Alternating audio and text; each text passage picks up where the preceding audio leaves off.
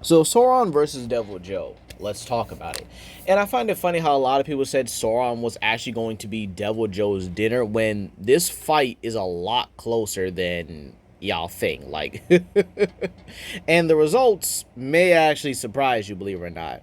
But without further ado, be sure to comment down below, like and subscribe and share with your friends, and let's start off with Sauron. Sauron from Primal Age easily gets to large planetary with relativistic speeds. And the reason why is pretty simple.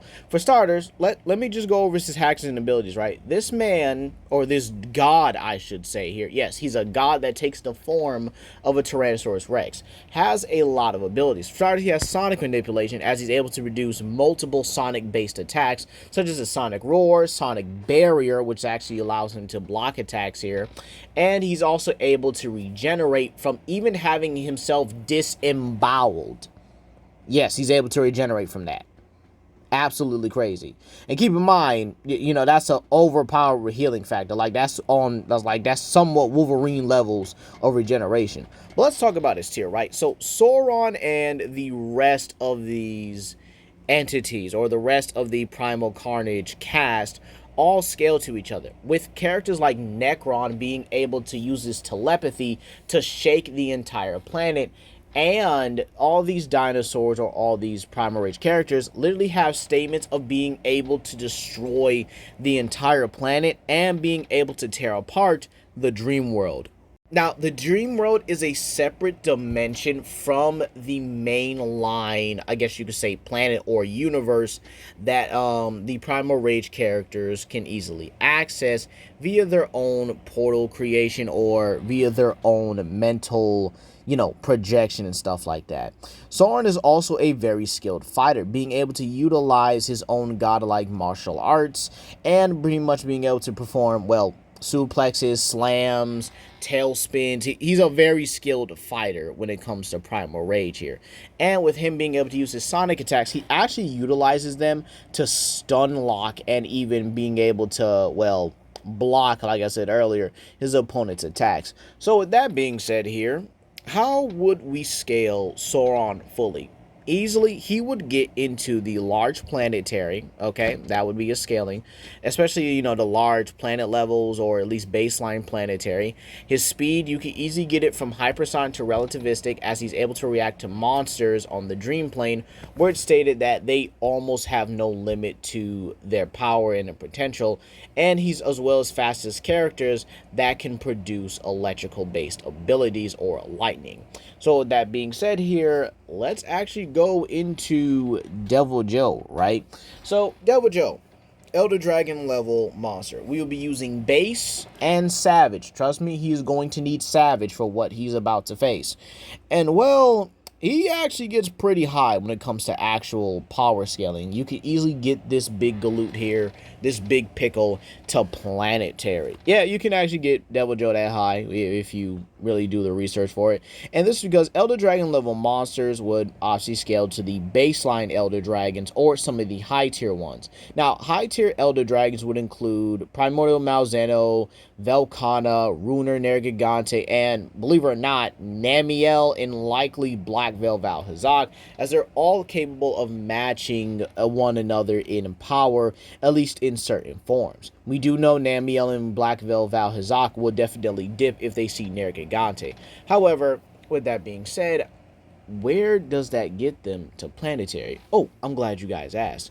You see, Nergigante and Malzeno actually provide the scaling. Nergigante being able to kill Calamity Dragons. Calamity Dragons are a set of Elder Dragons that are able to cause environmental destruction on an entire region. Keep in mind, these regions are multi-continental in their, I guess you could say, in their designs, or if they're, I guess you could say, their genetic makeup, if you will, right? So all these regions are a myriad of different continents put together, with certain areas housing multiple regions put together to form one big one. Now, this does come from some other creatures, like for example, Orish Kirin being able to freeze the entire moisture in the area, which is a multi-continental feat automatically by the scaling. Then you also have the fact that Zora Magdaros was going to blow up the new world as well, which would include the guiding Lands, the mainline New World, and the Hoarfrost region, which are again multiple continents together or multiple continents separated individually, meaning that Zora Magnaros' blast radius would have reached and just straight up annihilated everything around them. So yeah, they would have blown up everything. And the funny part about this is Runer Nergigante, or matter of fact, no, base Nergigante and baby Xeno'jiiva was going to feed on that energy casually. Like they were just going to, eat it up like it was some ramen noodles and stuff like that. And yes, I do love me some ramen noodles. Then you have Sherry Ishvalda, another calamity dragon that shook the entirety of the New World. It was causing environmental destructions, even having tremors opening up in areas that it shouldn't be happening in. So Nergigante was confirmed in the book, mind you, to be able to kill Sherry Ishvalda regardless if he was at full power or not, if Shera was at full power or not. And keep in mind, the rocks were camouflage, not armor. Now, if you really want my whole, debate on Runer Nergigante versus Primordial Malzeno, I do think it's close, but I do favor Runer because he just has more stamina, he's got better regenerative capabilities, and he's just physically more overwhelming than the likes of Primordial Malzeno. And with that being said, Primordial Malzeno also scales above Geismagorn, who created this. Yeah, that's a black hole. Yeah, that was part of his ultimate. Now, what about speed? Now, I know some people are going to complain because, why are you using Frontier? Why do you use Frontier? I've seen that a lot, but here's my thing. My channel, my rules, all right? That is my channel. It's my rules.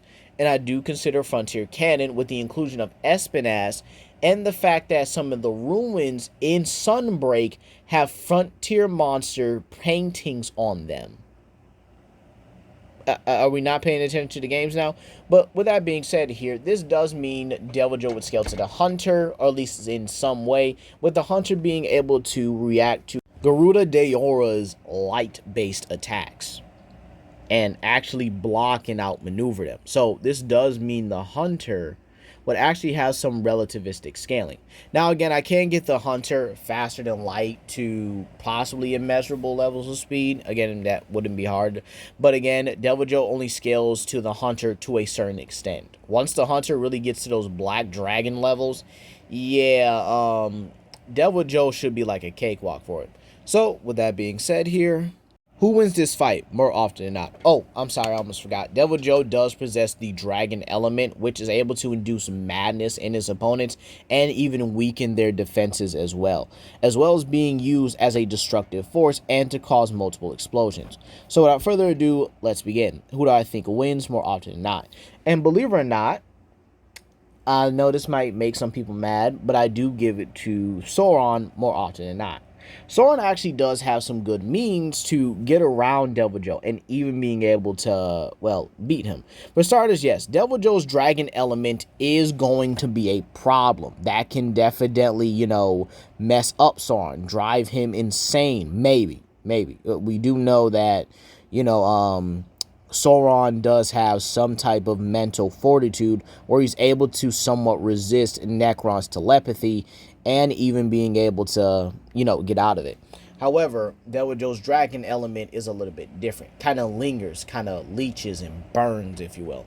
However, Sauron, in a close quarters fight, just has the advantage.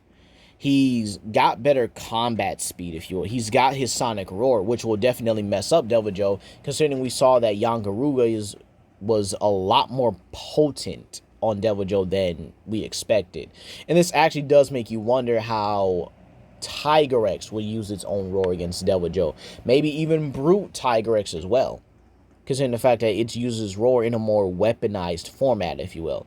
And believe it or not, I do think that if Yangaruga and even Tigrex can do this, Sauron's much more powerful and much more controlled and focused sonic roar would be able to mess up Deviljho's hearing, likely driving him into a frenzy. Now, in a long-range battle, I do think Deviljho has it, but Sauron is fast enough to not only close the distance, but actually to outskill Deviljho at a close range. In terms of everything else, they are equal, but it's just that Sauron is the better fighter. If you put two equal people of strength, durability, and speed in the same room, and they have different levels of fighting skill, one skilled and one is a brute, who do you think is going to win? Is going to be the more skilled fighter. While it will be difficult at the end of the day because they are very close in terms of their physicals, Sauron has the skill, he's got the speed and the intelligence to beat Deviljho.